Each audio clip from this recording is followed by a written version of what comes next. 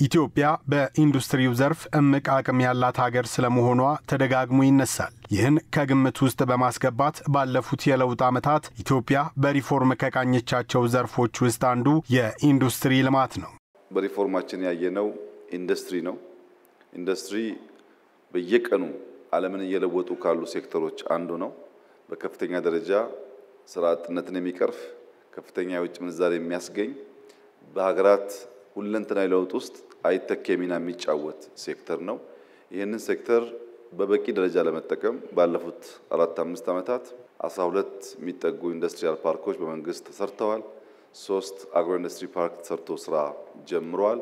በግል ሴክተሩም በጣም በርካታ ስራዎች እየተሰሩ ይገኛሉ። በሪፎርሙ ለአምራች ኢንዱስትሪ ዘርፉ በተሰጠው ልዩ ትኩረትና በተሰሩ ስራዎች የኢንዱስትሪ ዘርፉ የማምረት አቅም ከነበረበት 47 በመቶ ወደ 61 በመቶ ማደግ መቻሉን ያስታወቁት ጠቅላይ ሚኒስትር ዶክተር አብይ አህመድ በዚህ ዓመት ብቻ 55 አዳዲስ ፋብሪካዎች ወደ ስራ መግባታቸውን ተናግረዋል። የማምረት አቅማችን ስንጀምር 47 የነበረው በዘንድሮ ዓመት 61% ደርሷል።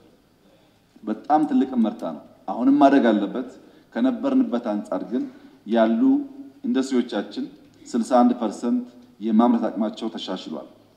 በዚህ ዓመት ብቻ ከ55 በላይ ፋብሪካዎች አዳዲስ ፋብሪካዎች ስራ ጀምረዋል። ከ120 በላይ አዳዲስ ፋብሪካዎች ደግሞ አዲስ ፍቃድ አወጥተዋል። ይህ ተደማምሮ ሲታይ ኢንዱስትሪው ልክ እንደ ግብር ነው።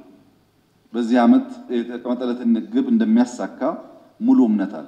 ኢትዮጵያ በኢንዱስትሪው ዘርፍ እያስመዘገበች ያለውን ስኬት ለምክር ቤቱ ያብራሩት ጠቅላይ ሚኒስትር ዶክተር አብይ አህመድ የብረታ ብረት ምርትን እንደ ምሳሌነት አንስተው ለልማት አስፈላጊ የሆኑ የብረት አይነቶችን ማምረት የሚቻልበት ደረጃ ላይ ስለመደረሱ ተናግረዋል። ለምሳሌ ብረትን ብንወስድ ኢትዮጵያ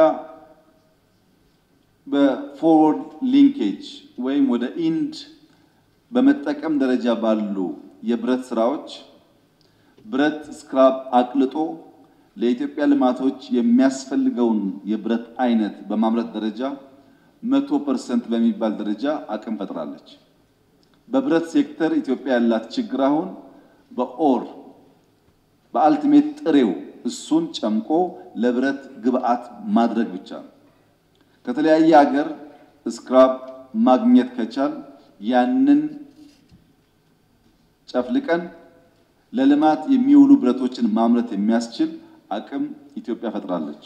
አምራች ኢንዱስትሪዎች ከዚህ ቀደም የኃይል አቅርቦት ችግር እንደነበረባቸው ያነሱት ጠቅላይ ሚኒስትሩ አሁን ግን ሙሉ በሙሉ በሚባል ደረጃ የኢነርጂ አቅርቦቱ መፈታቱን ገልጸዋል። ሁለተኛው ችግር የኃይል አቅርቦት ነበር። ኢንዱስትሪዎች፣ ፋብሪካዎች ኃይል አቅርቦት ችግር ነበረባቸው።